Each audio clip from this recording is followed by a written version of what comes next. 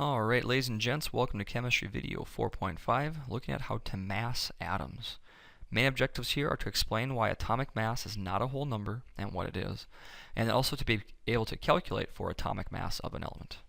Get yourself ready by eliminating your distractions, pause your rewind as you need to, and take some extra notes and ask some questions later. Here we go. Alright, so this kind of goes to the previous video in your notes because we didn't catch it yet, but isotopes, remember, are atoms of a given element that have different masses. So a good example down here is we have copper 63 and copper 65. There's two different versions of copper, and what makes them different is the number of neutrons they have. Well, in nature, when you look at an element, most are found as a constant mixture. The isotopes you find in nature, they're in a constant mixture. So no matter where you go, about 69% of copper has a mass of about 63, and about 31% of copper has a mass of about 65. So it doesn't matter if you're in North America, South America, Africa, Asia, Europe, Australia, Antarctica, there we go. Basically, copper always comes in a ratio of about 31% to 69% of those two isotopes. Okay, copper is not going to be, just 63 or just 65 or right in the middle, 64 for an average. It's going to have a weighted average because they don't come in equal amounts. Okay, we call this atomic mass. So when we mass atoms, we're not going to use grams like we talked about earlier. We're not going to use kilograms. That's just too big. Chemists had to develop their own standard or their own unit. That's called the atomic mass unit, or AMU for short. Anytime you create your own unit, or like measuring unit, like in this case atomic mass unit, you have to create a standard. And how they create it was they said that, okay, well, carbon 12, we're going to use that. Okay, carbon 12 has 6 protons, 6 neutrons, and 6 electrons. And if you take 6 protons, 6 neutrons, and add them together, that's 12 protons and neutrons together. Okay, and that's kind of the key number there is 12. Well, 1/12 of 12 equals 1. So basically what they're saying is one atomic mass unit is the mass of a proton or a neutron, essentially.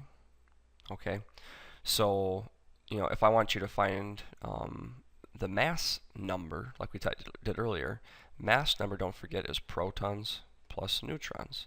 So if you have 6 of these, and you have 6 of these, and you add them together, you get 12. Okay, so that's what an atomic mass unit really is. It's really 1/12 the mass of carbon 12, which basically means 1 AMU is the mass of 1 proton or the mass of 1 neutron. Okay, and don't forget, these two particles have the mass in an atom. So that's kind of why we care about those two things. Alright, so to find atomic mass, or also called average atomic mass, we go through a calculation below. And this is in your notes as an equation here. And it looks really complicated, but it really isn't that bad. First things first to notice here, it's a weighted average. Okay, a regular average, I'm going to go back to this problem here. A regular average would be take the two things and divide by what you have. So the masses are 63 and 65. You'd add those together, divide by how much you have, in this case 2, and the average of this would be 64. Okay, that's a regular average. We don't want to do that. What we want to do is a weighted average. A weighted average takes into account basically percent of what you have of it. Okay, it's kind of like when I calculate your semester grades. We're going to take 40% of what you get in quarter 1 plus 40% of what you get in quarter 2, and then 20% of what you get in your final, and that's how I'm going to calculate your overall semester 1 grade. So I weight your grades based on what you have here. The same thing with your quarter grades, I weight based on percent on tests and quizzes and homework and so forth. Okay, so the way we calculate weighted atomic mass or weighted average atomic mass here is we take the summation, that's what the symbol stands for, just add up the mass contribution of each isotope.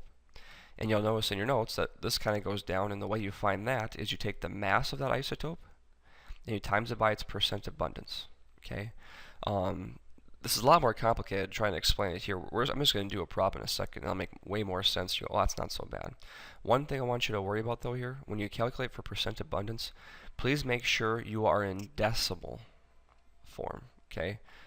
Don't use the actual percentage as is. So we're going to calculate and show you how to do it, average atomic mass here. So here's your equation on top here, and here's the practice problem. So it's a lot easier than the equation looks. So here's how this problem works. Go away. Chlorine 35 has a percent abundance of 75%. Chlorine 37 has a percent abundance of 24.22%. Here's how we do this.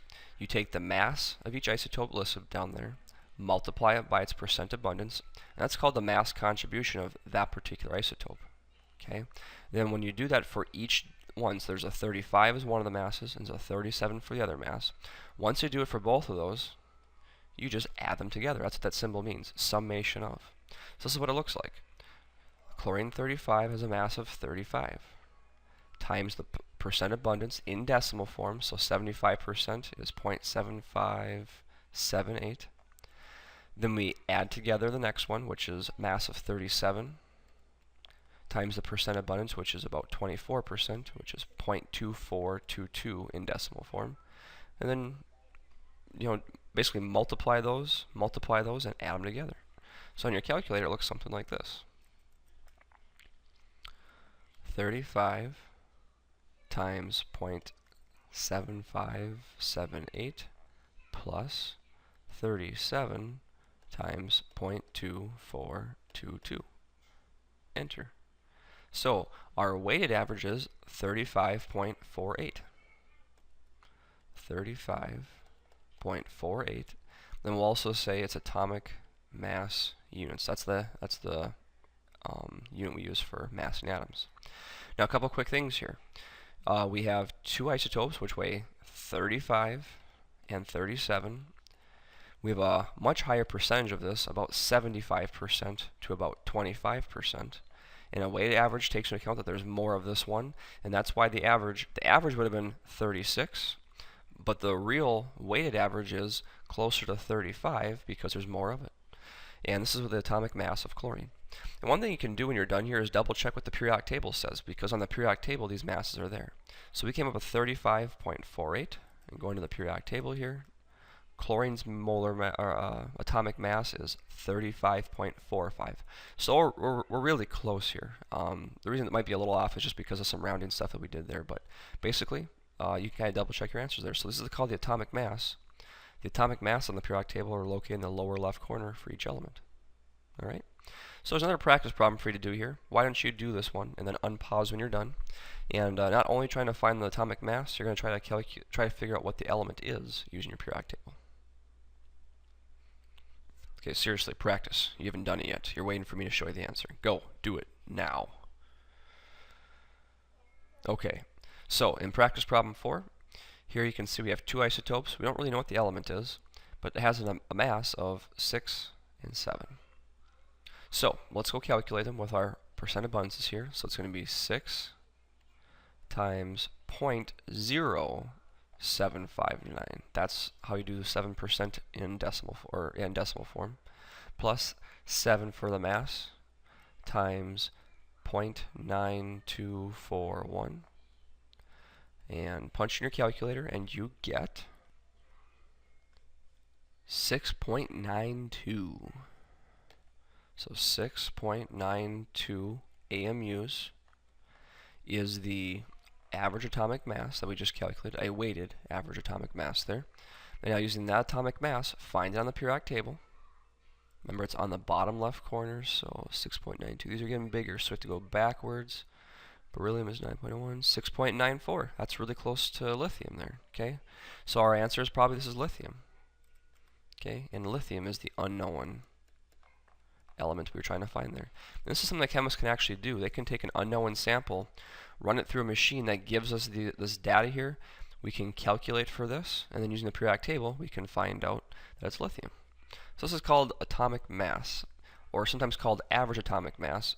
Just remember that it's not a true average, it's a weighted average, and this is how we can calculate for it. So it's really not too hard. All right, good job, guys.